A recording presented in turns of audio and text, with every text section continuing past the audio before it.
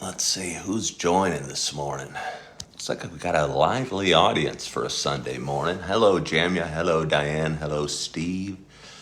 Hello, Vojay, Jenna, Jean, Leslie, Robert, Raymond.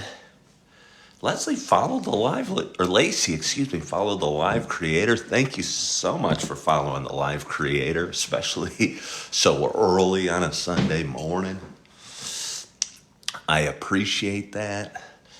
I've been officially, I didn't know it at the time, but 2.5 years ago, I've been doing this show, and it's called Coffee with Ken, which I'll get to in a minute, for just about 5 years now. And the first couple of years, it was just kind of me talking, and I realized that I had a voice, and we all have a voice, but I had something to say, and enjoyed the platform that was social media. At the time, I was using Facebook to build an audience. Back then, I was a realtor. I was a realtor for 17 years, and I figured the more eyeballs I had watching me do anything, probably the more homes I'd sell.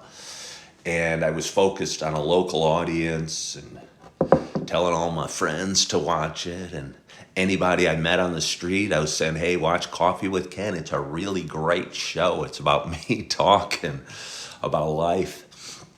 Some people did and some people didn't. But I think what's changed in the last year or so for me, as far as the success I've had, as far as content, was realizing there's no reason to stick to a local market. The beauty of social media is you can put yourself in front of a worldwide audience, and that's what I've started doing. It was funny. I was just taking my dog outside to go to the she doesn't go to the washroom. She goes outside. That's why I was taking her outside. If I was taking her to the washroom, I'd let her in the powder room. She doesn't know how to use the toilet. And realized I'd had a couple messages from India over the last few days. And I was kind of chuckling to myself and said to myself, you're huge in India. And I thought that was funny at first, but then the thought crossed to me, if you're going to be huge somewhere, you might as well be huge in a country with 1 billion people in it.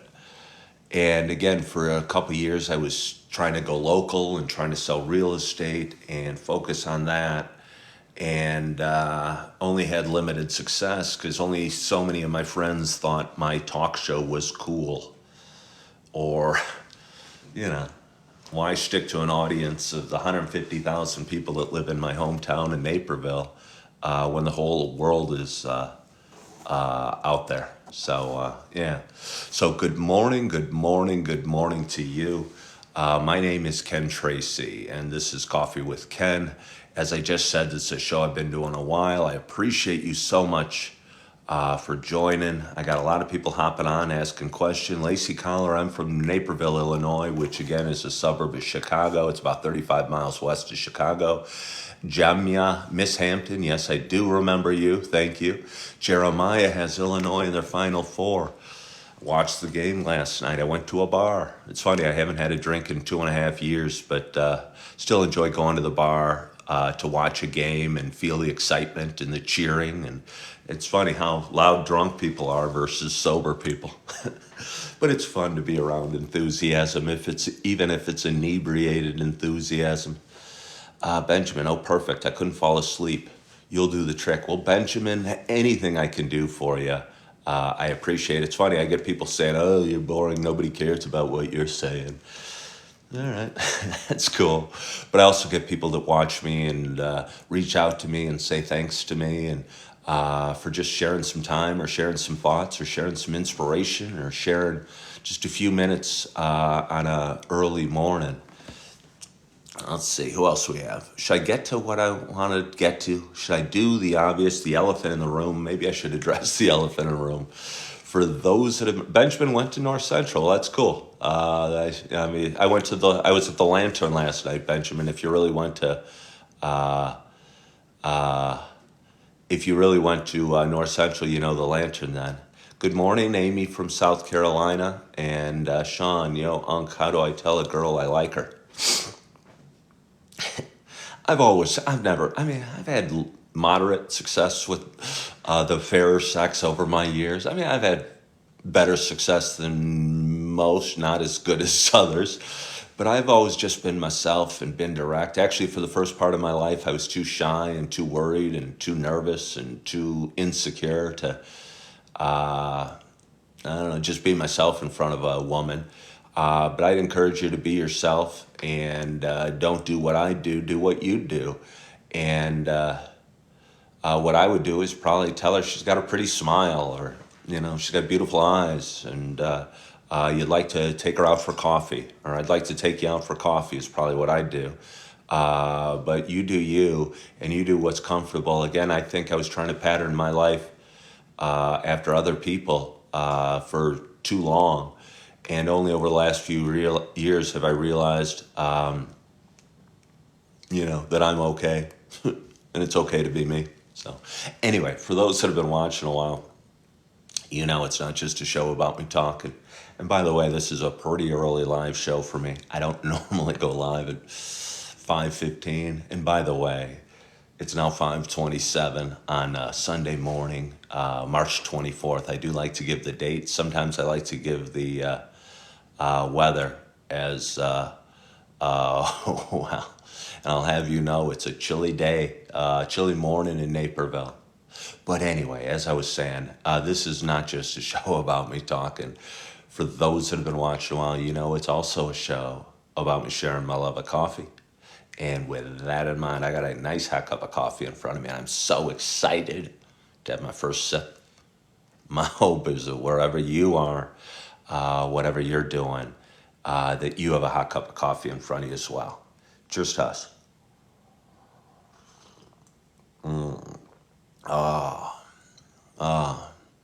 It's a toasted coconut mocha. Yesterday, I made a bit of did a faux pas, if you will. My wife sleeps later than I, and her favorite coffee is the toasted coconut mocha. And I figured I'd drink the Sumatra coffee in the morning and I'd have it all done. And by the time she came down in the morning, the first pot would be gone and I'd get the toasted coconut ready for her.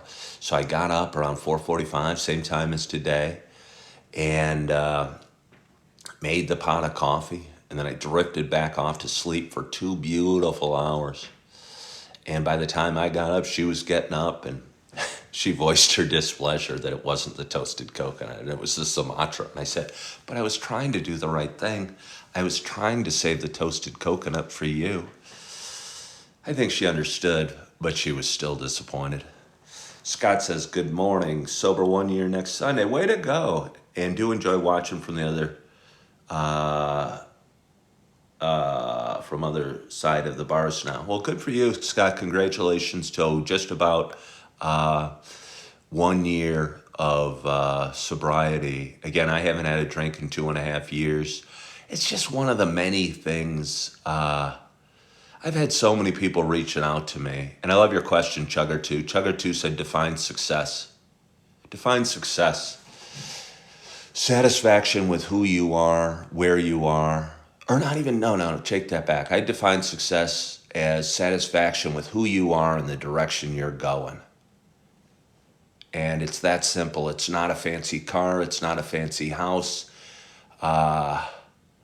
You could be living on the street and struggling and still be a success if you're okay and you have decided to change your life and go in a better direction. At stopping drinking, at starting instilling better habits and changing the direction. Because a lot of people might have a ton of money or a fancy car or a beautiful wife or a yacht, but be addicted to drugs and you might not see it from the outside, but their life could be in a downward spiral. I define success as having your life in an upward spiral, at working on things, at instilling good habits, at improving yourself. I had a bunch of people reach out to me last night because I clip all these lives into little videos and shorts and reels, and a bunch of people think I'm smart all of a sudden. I'm not smart all of a sudden. I've always been smart. No, I'm just kind of... I mean, I'm okay smart. Jennifer says her dad's name was Ken. He died from alcohol cirrhosis. 2 thoughts. Sorry about the loss of your father. Hope you watching my show brings back fond memories of your dad. And yeah. Hey, French toast loves me. Well, I love French toast too. It's weird. I make pancakes a lot more than French toast. As a kid, my mom was never a real good cook, so we did a lot of help yourself dinners and breakfasts and lunches and what have you. And I became a master at making French toast and pancakes and what have you. And now living in a home with 5 kids, that skill has done me some good and can whip up some pancakes really quickly and what have you. Jennifer says she's going to die from the same. That's horrible, Jennifer. I tell you what, not if you decide you want to go in a different direction. And I don't want to bring up somebody, but somebody had asked me to define success. Jennifer could turn her life around and fix her, today. And all it takes is doing something better today than you did yesterday, Jennifer, and maybe not drinking alcohol today. And if that's too much, doing something else better. I think we all try and fix our biggest problems, like we're a financial mess and we're trying to figure out how to get out of the financial hole, or we're addicted to alcohol or whatever, and we're trying to figure that out. Or I had a bunch of people reach out over the last several days because I do a lot of videos about sobriety or mental health or whatever, relationships. And all these guys kind of described their lives as a mess, and they were all guys. I had a couple women reach out, but mostly guys. And my first thing was, well, do something better tomorrow. Do something small. I asked, do you make your bed? Do you exercise? And they go, sometimes. Well, make your bed and get some exercise today. It's so hard to fix the biggest problems we have in life, because the biggest problems seem overwhelming, and you don't fix all your problems. It took you years to develop these problems, years of bad habits, years of alcohol abuse or laziness or bad decisions or whatever you want to call it. You can't fix it all in one day, but you can change the direction of your life in one day. And all it takes is a small decision. And if you're out there and you're struggling, I would encourage you to do something a little better today. And again, it wasn't me that suggested make the bed. I saw some Navy SEAL or some Marine or something doing a great speech about it. But I so believe it's the small things over time that make a difference. How you do something is how you do everything. And if you can't make your bed in the morning, you probably can't balance a checkbook or pay your bills or what have you.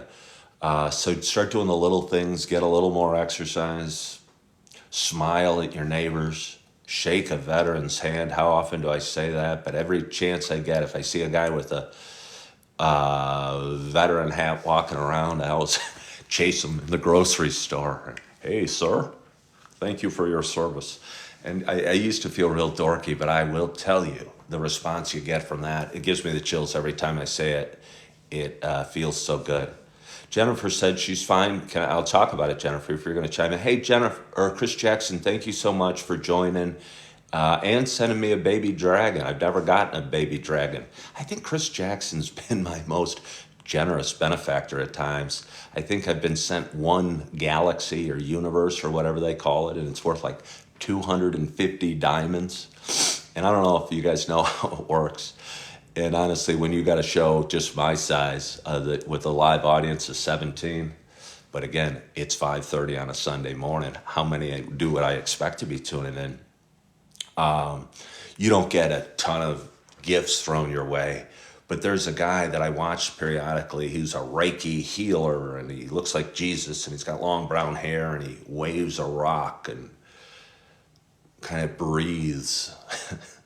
And he's got over 1 million followers, so I'm in the wrong niche, clearly.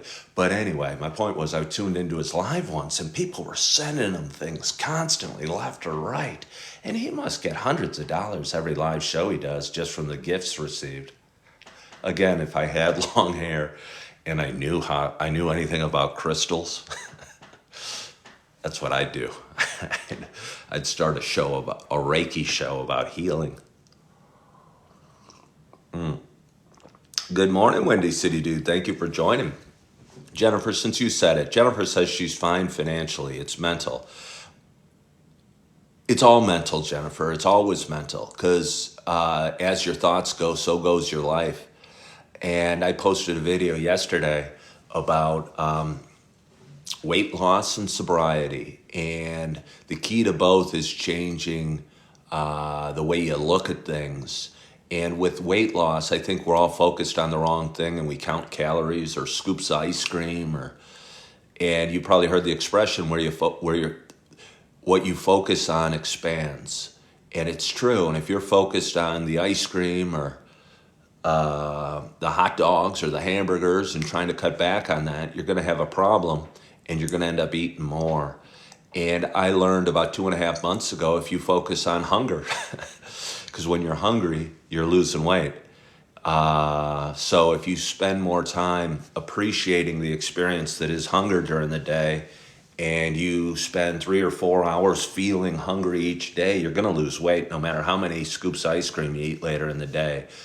And I think the same's true with alcohol. I think a lot of people try not to drink alcohol.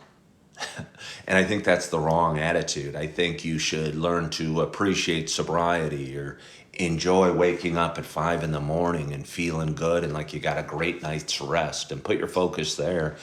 And again, I was at a bar last night watching the game, and I ran into a buddy, and everyone in there was drinking, probably but me. And I wasn't tempted. There was one time I was tempted. It was funny. A woman came around with shots and was giving out free shots, and some pink vodka drink. I don't even know what it was. But she was giving them out, and my buddy and his girlfriend at the table each took one. And I almost just instinctively, as a cheap guy, don't know how to turn down anything free, and almost just grabbed one and slammed it back. And I thought, wait a minute, I forgot. I don't. The cheap Ken almost outvoted the sober Ken. But sober Ken remembered, hey, I don't drink alcohol. It's not a good deal. Just because it's free. Am I watching March Madness? A little bit. I don't have cable at my house, which is crazy weird. I mean, not crazy weird. I think a lot of people are doing it. I heard that ESPN's really struggling because for years and years, their model was fairly steady growth and raising rates. But now they're in a declining audience, and so they can't raise rates, and they're struggling. And that doesn't surprise me. Because things are changing. If I wanted, I could probably, and watch sports and cared enough about sports, I could probably do a live sports show right here every day. But I'd rather talk about life and maybe sobriety and mental health and what have you than sports. I like sports. I like the game. Illinois won last night. They made it to the Sweet 16. Made me happy. Let's drink a little more coffee. Allison followed the live creator. Thank you so much for that, Allison. I appreciate that. Again, I said at the beginning of the show, I started doing content creation, I'd say full time 2.5 years ago. And when I say full time, I believed I could do it as a career, if you will. And I'm not doing it for the money. I'm certainly not doing it for the money, which is a good thing because I'm not making a heck of a lot of money on it. But I'm doing it because I think it makes a difference, and I can talk about sobriety or talk about whatever, mental health or relationships or financial struggles, and make a difference. And I think if you make a difference and you continually make a difference in this world, I don't know, everything else will fall into place.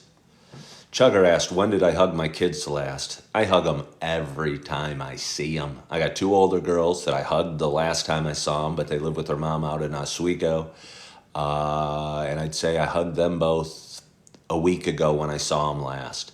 I have two little babies that I live with here and are beautiful and are 1.5 and 3, and I hug them and tell them I love them a lot.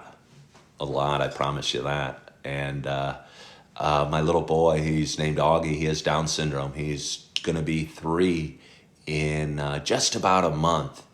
And he's the sweetest little thing. I say he's the sweetest little thing, but he sometimes torments his sister. He's a little bit bigger than his little sister, who's 1.5 years. But he's still the sweetest little thing.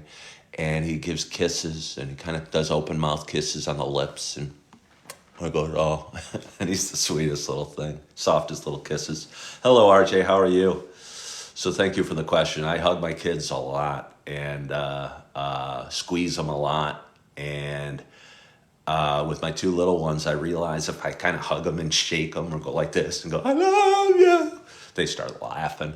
And the other one gets jealous, and they kind of take turns going like that. Windy City Dude said, do you feel redemption is earned or rewarded? I don't know. Redemption. Redemption sounds, I don't even know what redemption truly means. It kind of means getting back at somebody. So I don't know if I don't even know. Carol says she wants coffee. Carol, go get yourself some coffee. I'm drinking the toasted coconut mocha. I recently started making content, said Allison, trying to change my mindset, hence the follow. Well, Allison, good. I'll have people hop on my show and go, why should I watch you?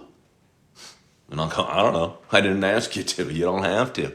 I think my strategy with content creation, I was talking to my brother Scott yesterday, and he doesn't usually buy what I'm selling. And I usually believe in what I'm selling so much, it comes from my pores, so it always frustrates me. And I'll be telling him, Scott, listen to what I'm saying. I'll go, nah. So I've stopped trying to pour my heart out and tell people, encourage people that don't want to be encouraged. But I've realized if you can put yourself in front of the right audience, the people will follow, the right people will find you. And I think we all have our own niche. And I think we're all special and unique in whatever way we're special and unique. I'll say this. I heard an interview with Steve Martin the other day, the comedian. I wonder, do young people know who Steve Martin is? I'm not sure they do. But anyway, Steve Martin, and I forget who was interviewing him. And he was saying, well, how do you become successful? I don't know if the word was successful, but we'll just say that it was. And Steve Martin said, well, find something you're truly great at and pursue that with all your passion. And for me, I was a stockbroker for 10 years because even me as a stockbroker that was pretty decent could make a lot of money. And then I became a realtor for 17 years and was pretty good at that because I'm social and friendly. But there were guys that were blowing me away and I didn't know why, guys and girls that were blowing me away and I didn't know why. And it's because it wasn't my passion. It wasn't what I was great at. And I'll tell you what, I'm pretty darn good at talking to a live audience and editing videos and sharing a few inspirational words that I learned along the way. Random Junkie Talk says he knows who Steve Martin is. RJ, are you serious that you've never heard of Steve Martin? You got to be kidding. Hello, Jen from Arizona. Thank you for joining. Do young people know what a rotary phone is? I doubt it. Windy City dude, I've looked at your picture a couple times. You look like a youngish dude. How old are you? Do you know what a rotary phone is? Do you guys know what the Brady Bunch is? I don't know. These are the questions that keep me up at night. That and what flavor coffee I'm going to have. I love the Brady Bunch, said Jen. Yeah, she knows what a rotary phone is. They had one phone in the whole house. They had 6 kids and one phone. Had a long cord. They had to share it for in one episode because Mr. Brady, I think, was waiting for important business calls and was tired of his kids being on the phone and using the one line. Couldn't get his call. He put in a pay telephone. I don't think that worked out in the long run. I think he needed to make a phone call and didn't have any change and eventually decided to get rid of the payphone. RJ said he's watched every episode of the Brady Bunch. Then you know the one I'm talking about with the payphone. If I didn't grow up with it, I got taught by my parents. Do kids now know what a pager is? I once got mad at my dad for working too much. And it's funny, somebody asked me the other day if I ever owned a pager. And I grew up in a time, I was born in 68, and I don't know when pagers were invented. Maybe early 80s, I'd guess, early 80s. But certainly I was around when they became popular, but I never had a need or never had a want or never was cool enough to own a pager. So never had one. Jen said she was so mad at her dad, she threw his pager in the toilet. Just think, Jen, if you were around, your dad today and he was staring at his cell phone, what you'd do. It's funny. I use my cell phone more than I should. And I feel somewhat embarrassed if I'm with my kids or my family or friends or whatever. And I don't stare at my cell phone if I'm with other people. It's kind of a guilty pleasure. I kind of try and hide it, if you will. But younger people don't have that shame about using cell phones. And I'll walk into a room and there'll be 4 young people sitting there and they'll be all staring at their phone and they won't even look up. And I just find that so strange. And when I say young people, I mean anybody 40 or younger. Go Illini, that's right, D. Rich. That is all right. I had Porsches, not pagers. I did have one Porsche. I did have one. Yeah. It was funny. I was thinking about it last night. I was driving home from the bar last night. I almost shot a video as I'm walking out because I did do a lot of videos on sobriety. And the other day I walked out of a bar and was saying how nice it is to not spend $50 every time I walk in and buy a few beers. Just the money savings. And again, last night I went to the bar. I came in from Starbucks, had a venti ice water and just drank that during the whole game. And my bill was $0. But as I was walking out, I was also thinking how nice it is to drive home with no concern that you've had one too many or that you're going to do something dumb or make a bad decision or, any amount of drinking and driving is probably not a smart thing. But I'll tell you what, and that might be the common knowledge now. I hope kids know that they shouldn't drink and drive today. But the attitude about drinking and driving has changed dramatically over the last 40 years. And I'm sure it's becoming less, but I still think it's probably a problem. D. Rich says Iowa State. All right. I've found, wait, hold on here. Did he use John? Jen says sobriety. I have 1.5 sober from the beverage. I don't know what that means. D. Rich says Iowa State. My daughter is considering between going to Illinois and Iowa State. And she doesn't watch my live videos, so I'll say it. I almost hope she goes to Iowa State, even though I graduated from Illinois. When she visited both, I think she had a warmer, fuzzier feeling at Iowa State. And I don't want her going to Illinois just because I went there, and I don't think she would. But I don't want to pressure her in any way to go to Illinois, almost so much that I might be pressuring her to go to Iowa State. Oh, Jen says 1.5 years sober from alcohol. Congratulations to you, Jen. I bet it feels good. I bet it feels good. D. Rich said, "Tell her to go wherever whoever wins the game." Yeah, that's what my buddy was suggesting yesterday. Uh, you got to go. I'll tell you what, Iowa State, even out of state, is a lot cheaper than Illinois, so it cost me a lot. And I don't even know. I don't even know. Well, I haven't even. I mean, this is going to sound totally irresponsible, but it won't be the first time I've been irresponsible. College is expensive. College is expensive. What colleges did I consider? It was funny. I was with my buddy who I went to school with at U of I last night. Kids have changed their attitude about colleges. My oldest daughter's visiting Colorado State today. This right now, she was driving out there yesterday with her mom and her grandma and her sister. And when I was a kid, we never. First of all, I didn't go on college visits.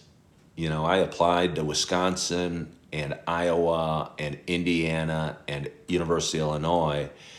And as I joke with my buddy, you had to go in either your state or a state that was attached to it. And you had to consider Kentucky because Kentucky was a long way away from northern Illinois. Illinois is a long state. Looks like, I think like this. Something like that. I might have it backwards, but Illinois is a real long state. And if you go to southern Illinois, that's a 6.5 hour drive. Yeah, D. Rich, I stayed more Midwest. Did I dislike Northwestern? No, maybe I didn't think I could get in. I think Northwestern had even more rigid requirements than Illinois. And Illinois was a really hard school to get into. I ended up graduating with a degree in finance from business. But I went into the liberal arts college because it had slightly lower requirements, but even lower requirements were really, really, really hard.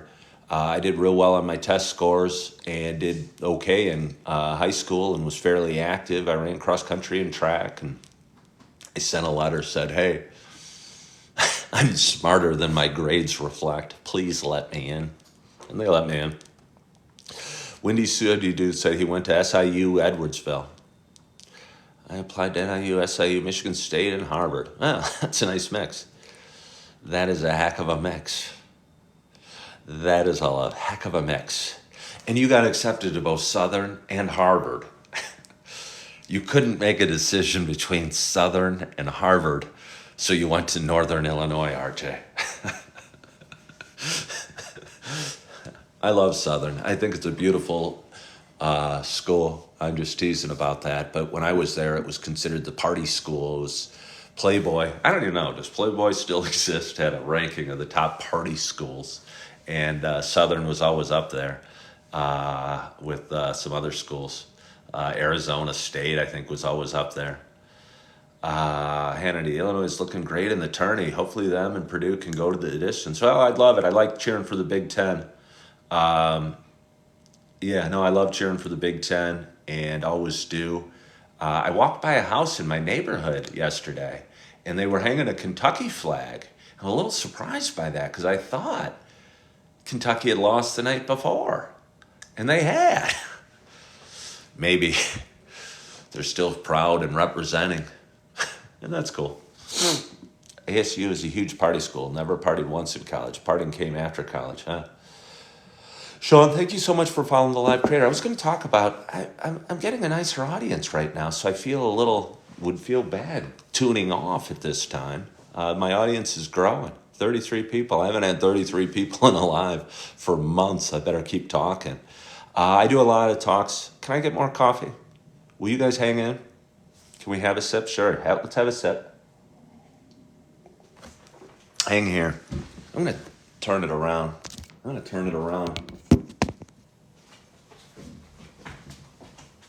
Nobody make fun of my dishes here. Our dishwasher's broken and the guy can't get out to fix it till like Tuesday. So we're washing by hand and piling on the sink. I've yet to put them away.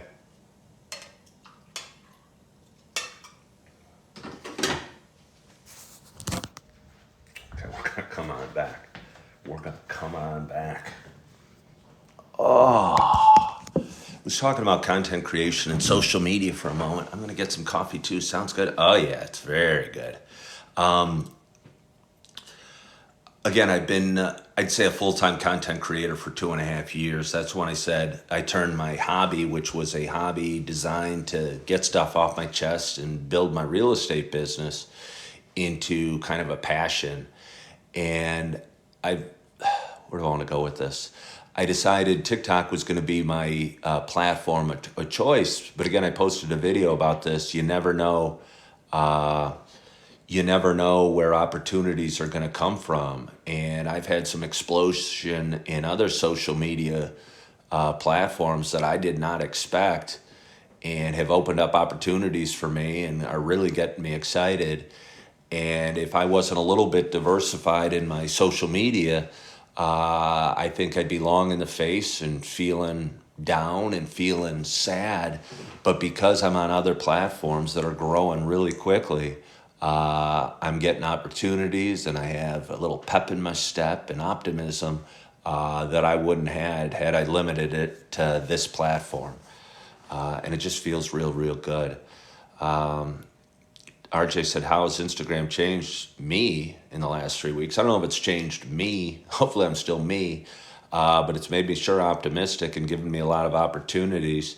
Um, I will say I've had people reach out, and I get them reaching out all the time because I get building up a big audience there real quickly, asking for advice on changing their life. And I'll tell you what, I'm still a work in progress. I got a lot of work left to do. But I'm willing to share my story that is my progress. And I think a lot of people find some inspiration in a guy that says, hey, he doesn't have it figured out, but here's what he's doing and here's the steps he's taken. And it started by making his bed and getting a little more exercise and trying to get a little better every day, and reading The Compound Effect, or quitting drinking, or shaking more veterans' hands, or smiling at more neighbors, and your habits become who you are. And if you start looking people in the eye and smiling and saying good morning, I think you're just can't help but it becomes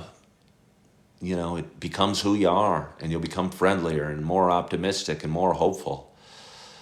What does Jen say? I would recommend having some money saved up before being a content creator because it takes time. Well, Jen, it definitely takes time. I did not have any money saved up. I've had painful struggles. It'd be great to have money saved up, or even another job before you become a content creator. I was still a realtor, but quickly losing my passion for it, and quickly losing my passion for real estate sales. I just didn't like it. I didn't like the feeling. I didn't like telling people I was a realtor. I didn't like looking at people as potential customers and them looking at me as a salesperson. And honestly, I had somebody tell me, oh, you can help people in real estate. Maybe, but I never felt I was helping people. I mean, I tried to help people, but I felt like my primary job was convincing you to use me rather than the 10 other people who are realtors. And that didn't feel fulfilling to me. Good morning, Joe Taylor. Hello, Ryan Marks. RJ, any goals for the new week? What are your thoughts on the new commission real estate judgment? My thoughts are one of confusion, Josh. That's a great question. About a week or so ago, the National Association of Realtors settled with, I don't know who they settled with, but they agreed to a settlement of $418 million to pay people that felt they'd been wronged by the system, and agreed to no longer work under the two-agent system. And that's the only system I was ever a realtor in. When I say the two-agent system, if I was sitting down with you on a listing appointment, I'd say my standard commission is 6%. Of that, the buyer's the buyer's brokerage takes 3%, and my company keeps half, and they pay me. And you would say, okay, that sounds fair. And that was the system. The buyer's broker would get half the commission, and the listing brokerage would get half the commission. Now, with the new settlement, the sellers are no longer required to pay the buyer's broker any commission. I just don't know how it's going to work. Because to be honest, The buyer's broke. You had to list to last, they'd say, and he who had the listings, had the sign up in the yard, was the more successful agent. When you were a buyer's broker, you were kind of a slave to their schedule and had to always be available and be driving around and deal with frustration. But as soon as you had a listing, once you got the price to the right point, you knew the home was going to sell. But you could meet a buyer and they could drive you around for months and decide they're going to move out of state, or they're going to stay in their parents' basement, or decided not to buy for whatever reason. Who's going to pay the buyer's broker? Apparently, the buyer's broker is going to have to negotiate with the buyer. And I just don't think there's a chance in the world a buyer's going to go, hey, yes, I'll pay you 2.5% of the buy price to go show me that house over there. And if they can call the listing agent and have the listing agent do both work and only get half the commission, that's, I assume, the way it's going to go. Do you ever battle on here? I hear a lot of people make good money doing it. I think you do great. Well, D. Rich, I don't know what that means. I appreciate that when you say, but I don't like the concept of battling. I'm not trying to convince anybody of anything or win an argument. So the thought of battling with somebody seems problematic for me. Is a battle where you go live with another content creator and see who's better? If we had a split screen, I'd be trying to help the other content creator. Even if he was kicking my butt and getting a bigger audience, I'd go, hey, maybe if you were a little nicer, smile a little more, drink more coffee. So if we bought a house recently, do we have money from settlement? I don't know. Oh, wow. All right. Well, I guess I don't know how it would be. Do I battle anybody? And I don't even know if I care about winning. I'm ultra competitive. I was a runner most of my life. I would viciously play Monopoly or Risk or what have you. So I'm ultra competitive. As a realtor, I wanted to be number one in my office more than rich. So the incentive just to see my name go up the rankings, and unfortunately I didn't get rich, and I never was number one in my office. But either way, the incentive was to move up the rankings. And I think it's inevitable that I'm going to be successful at this because I'm determined, and I'm doing it for the right reasons, and am not so, and this is going to sound contra to the way a lot of people think, I am not so results focused. I think if you're so results focused, and I talk about working out because I work out about 3 times a week, if I was so worried about getting a 6-pack of abs, and by the way, I'm getting close. But anyway, if I was so worried about getting a 6-pack of abs, because the first month you're looking at yourself and you don't see a change, or the first month of content creation, you don't see a change, and you're struggling, and you get a new follower and you go, hey, I got a new follower. That's super exciting. But the progress is so slow at the beginning. And if you're so looking at the results, you might get frustrated and stop doing it. And I think consistency, and I say it a lot, the tortoise beats the hare, and consistency wins out over talent. And if you can find out what you are talented at, and I think I'm talented at this. I think I'm good at it, engaging an audience and sharing my story and hopefully inspiring a little bit. And you apply that consistency and that passion to it, you're going to do great. Aaron asked if I'm getting back into real estate sales. No, not at all. I left that I'll call it a year and a half ago, and not even slightly tempted to do real estate sales at all.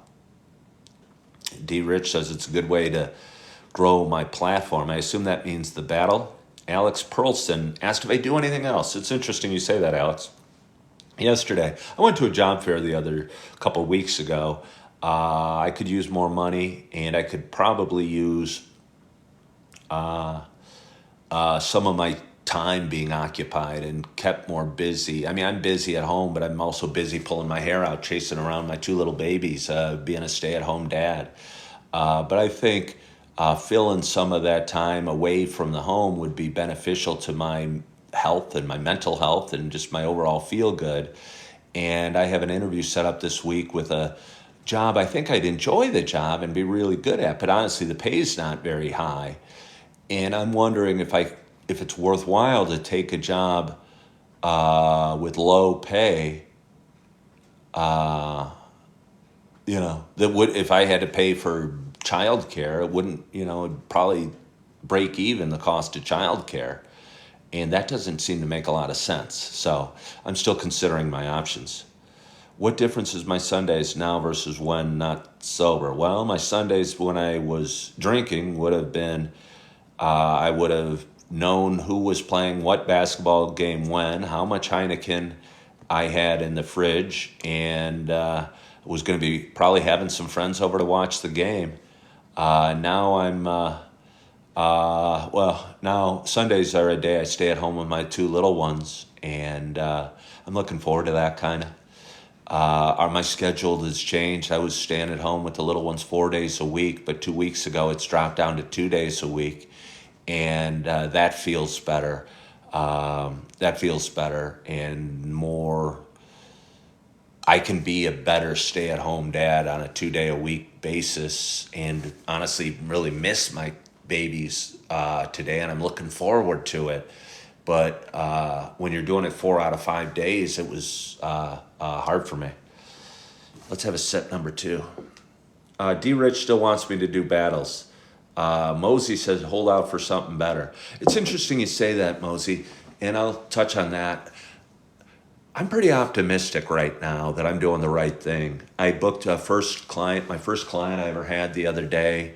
I was a life coach to a guy in New York City, and got paid. I made $100, and we've got another appointment booked, and I have a few other appointments booked.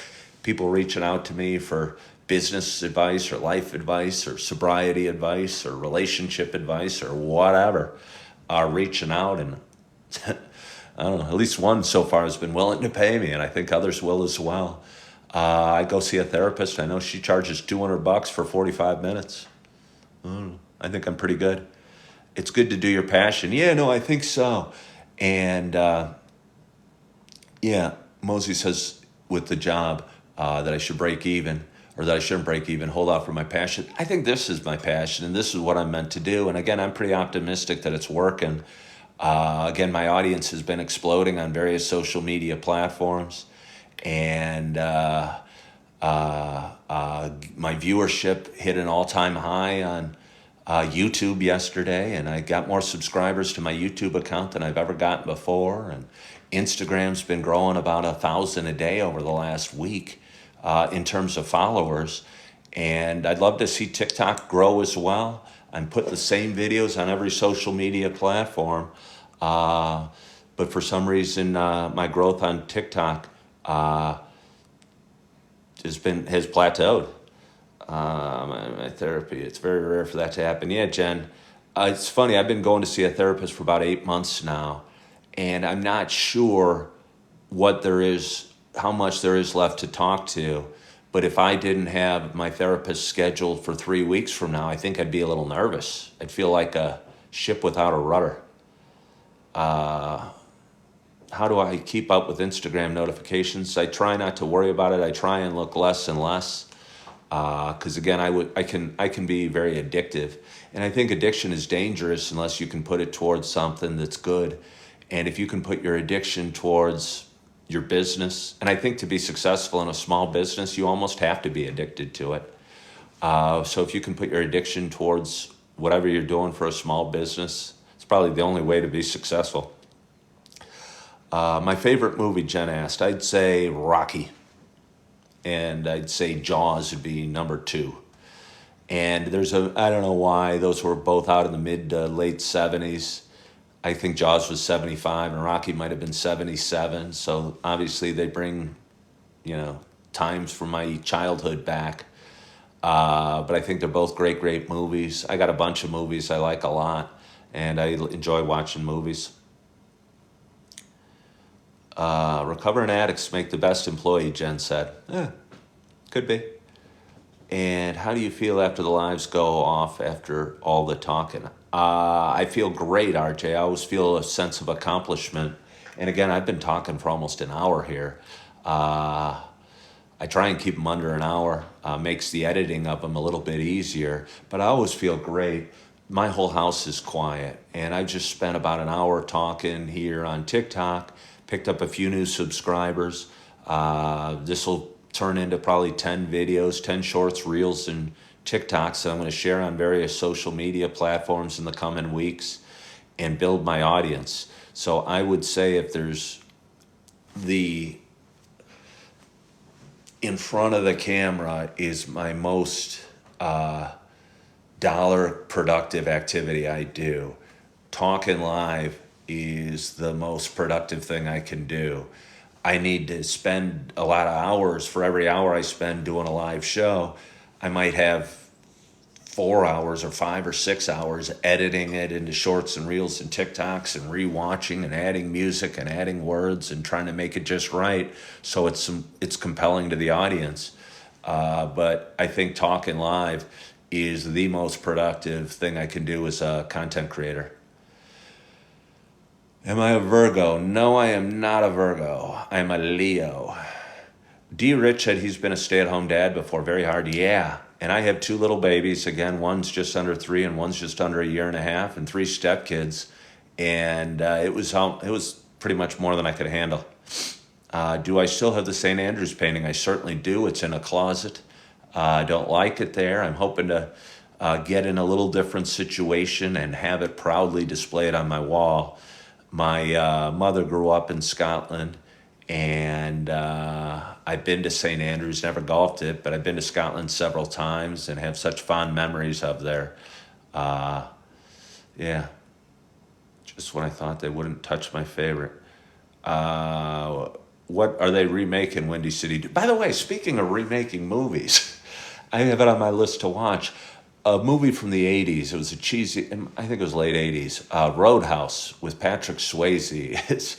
At the time, it was probably considered a great bad movie, if you will, because it's fairly cheesy. But they just remade it, and I want to see it, and it's playing on Amazon Prime, and it's been on my to-watch list the last couple nights, but I keep getting tired and haven't watched it out. Yeah, and... I think Roadhouse is probably going to be good. And I forget the star who plays in it, but I like him a lot. Do I have a fur baby? Yes, I do. I have a dog named Holly who surprisingly isn't coming up and getting pets. I think it's too early for her. I have already taken her out and she's gone to the bathroom. When was the last time I was at Assembly Hall? I don't know. Many years ago. Blumhouse is remaking Christine. Christine was one of your favorite movies? That was a horror movie about a car. Yeah, a possessed car. What kind of puppy is Holly? She's an English Springer Spaniel. She's beautiful. She's about 50 pounds. She's got the softest fur. She's a good girl, but a little...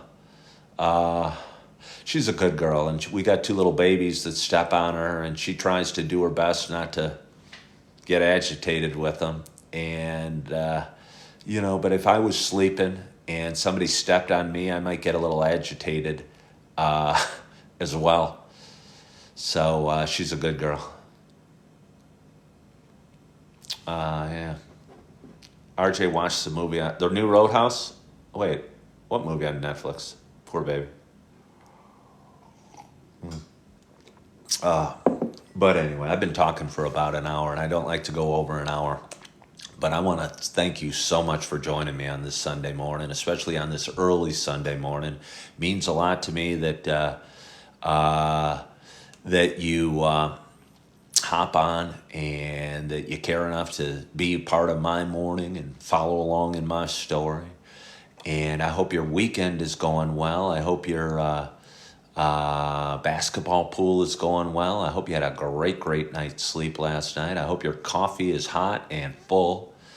I hope you're excited about your day and you're feeling content and you're living in gratitude. And I'm going to leave you with this, not trying to get on a spiritual high horse because I've never been that spiritual, but I have had some dark times, and sometimes dark times are the most important. Probably they are the most important to find something to be grateful for.